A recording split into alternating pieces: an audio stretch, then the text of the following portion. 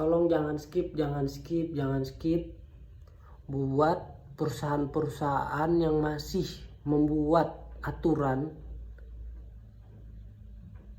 karyawannya positif COVID tidak bisa bekerja sampai dia negatif PCR.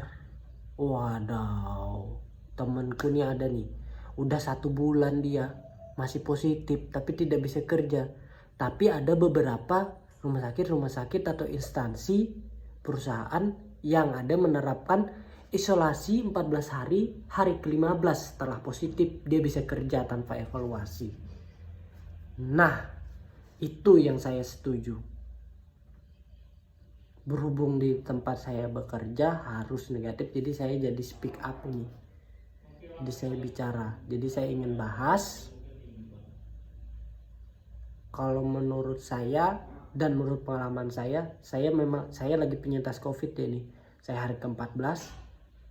Hari ke-14 itu saya tidak ada kontak sama siapapun. Saya grab. Hari ke-16 saya berjumpa dengan teman saya bawa makanan, terus dia orang kesehatan juga, dia bilang udah nggak apa ngobrol. Tidak, dia bilang hari ke-16 itu udah nggak menularkan.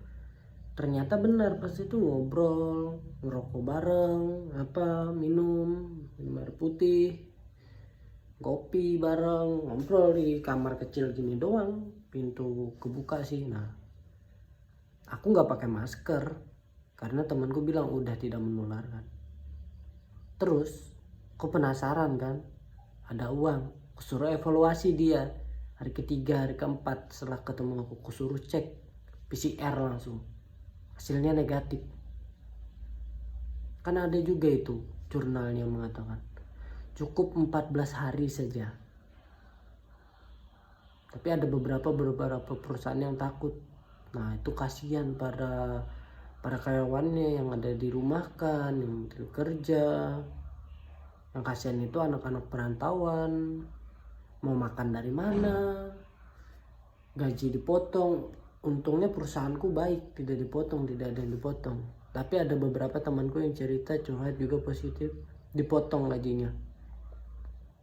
Nah, itu tolong dievaluasi kembali terkait PCR harus negatif baru bisa kerja. PCR positif tidak usah lagi evaluasi. Hari ke-14 isolasi mandiri, hari ke-15 sudah bisa bekerja. Biar tidak ada dirugikan. Perusahaan juga nggak rugi, tidak membiayai karyawan untuk cek PCR terus 900.000 10 hari masih positif, 900.000 masih positif. Lebih ke situ sih aku mirisnya. Kebijakan yang tumpang tindih, ada yang berani ada yang enggak. Tapi yang berani ini ternyata benar, soalnya beberapa rumah sakit banyak menerapkan itu dengan pertimbangan informasinya. Nah, kakakku dikerja di rumah sakit, informasinya karena kekurangan tenaga kesehatan. Jadi yang pada saat positif 14 masuk, tapi itu tidak menularkan. Sudah berani saya jamin karena saya sendiri sudah bereksperimen. Tolong untuk kebijakan kesehatan tolong di Indonesia dibuatlah penelitiannya, dicek beneran nggak ini menularkan. Kalau sudah hari ke-15 dicek menggunakan dikultur, kan itu bakterinya jadi tahu pada saat hari 16 itu bakterinya hidup nggak. Soalnya ada yang berkata benar atau tidak PCR itu positif, tapi itu tuh hanya bangkai virus, bangkainya si corona tadi. Nah, itu yang masih lengket. Nah, itu kan berarti udah nggak nular kalau sudah jadi bangkai. Aku gedeknya di situ aja sih.